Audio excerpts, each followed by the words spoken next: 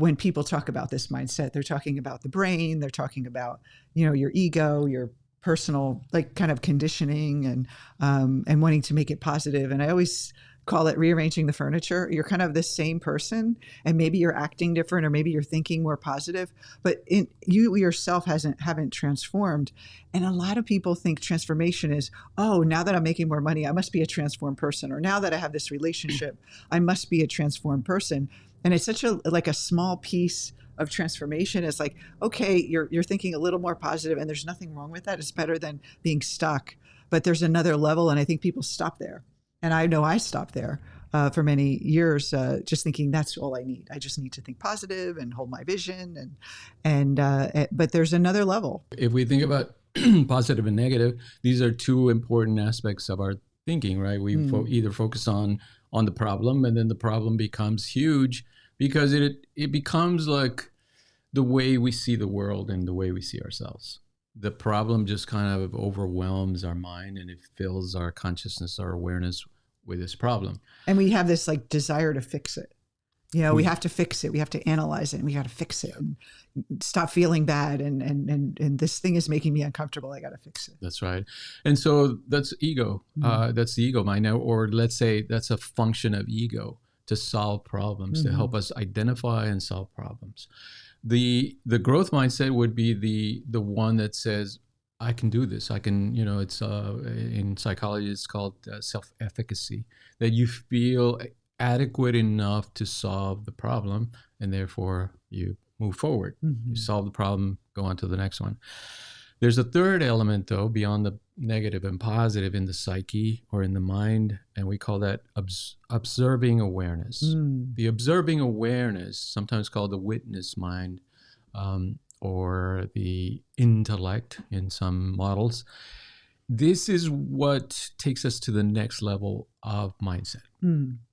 It is the ability to observe our mind when it is caught in that negative loop. Or the positive loop, even, like how you're attached to things. Of the fixed mindset, or the positive loop of potential, et cetera, et cetera. In other words, it's beyond, it's beyond the positive and negative. So this observing awareness must be cultivated. Now, it has to be cultivated because we're conditioned to think in positive and negative, right? Everything is framed in our culture, in our language, in our institutions, at work, in the way we speak, right? Everything is considered good or bad, negative, positive, because nature is kind of set up that way, day and night. Right and wrong, up and down, all these dualistic structures essentially train our mind to think in this way. And there's when we're in that dualistic kind of moving away from pain toward pleasure is how we were conditioned, how the ego is conditioned. And it really is the cause of all our suffering, because chasing something externally, or even chasing a positive feeling and being attached to being positive or feeling good, it's like a prison. It's like we can only be happy 50% of our life, or maybe 20% of our life, when we have those moments of pure joy, and the rest of our life is misery. And we keep chasing that one thing that's going to make us happy. We're like chasing it, and then judging ourselves. And I know for me, you know, I bet you many people who listen to this that do personal development can relate, is like you start feeling negative, and then you start beating yourself up for feeling negative, and then you're forcing yourself to be positive, and it feels fake. And you just feel stuck. You're just like, I got to shift this, but I can't. And you're really almost attached to being positive. And you're kind of, you can't fix something when you're inside of it. And so that's where the awareness comes in. And I love the metaphor of thinking about your thoughts as a rushing river, you know, just like the river going over the rocks, and it's just fast. And that's how your thoughts go up and down, you know, the crests of the rocks and the heights of the river.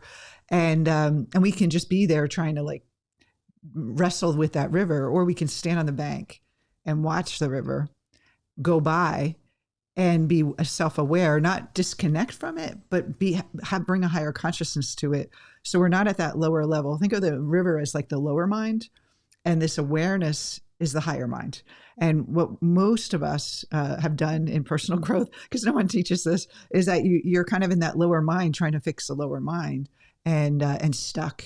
in the duality. And I know for me and many of the clients I work with over the years, they've been so hard on themselves because they're so negative, and they're like, I'm creating this and I'm being negative and my thoughts are creating my life. And it almost makes it, almost like I got to stop this negative thinking.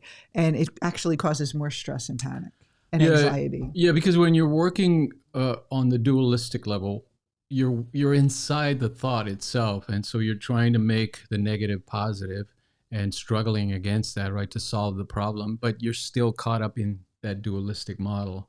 What the observing awareness does, it takes you out of that dualistic model and you're observing both sides of it. And you're seeing it now as neutral instead of thinking of good and bad, right and wrong. You're simply saying, well, what's a creative solution? And it might be what most people consider negative, but you're able to see it because you're above that. It's like a bird's eye view of the situation. When you're caught up in the middle of it, you can't see it.